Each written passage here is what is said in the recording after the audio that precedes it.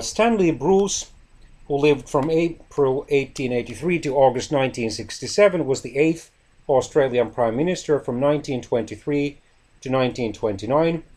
During his 6 years in power, he was able to enact wide-ranging reforms and to launch a comprehensive nation-building program in government. However, his controversial handling of industrial relations led to a dramatic defeat in the federal parliamentary elections of 1929.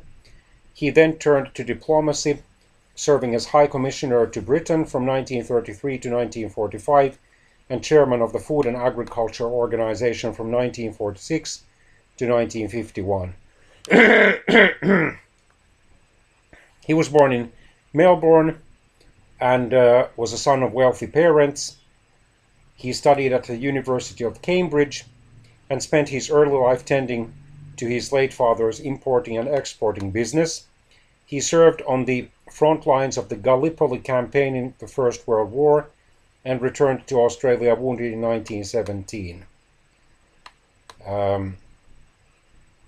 He became Prime Minister at the head of the Liberal Country Party or coalition. He comprehensively overhauled federal government administration and oversaw its transfer to the new Australian capital, Canberra.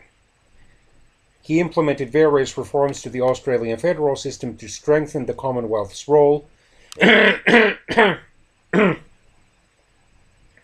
helped develop the forerunners of the Australian Federal Police and the CSIRO.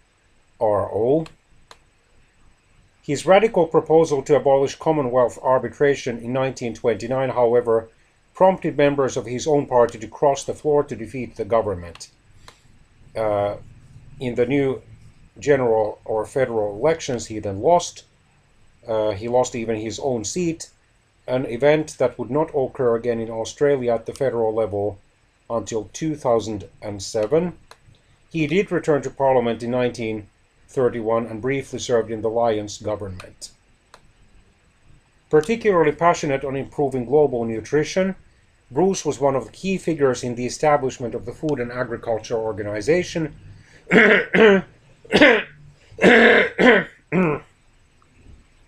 serving as its governing council's first chairman.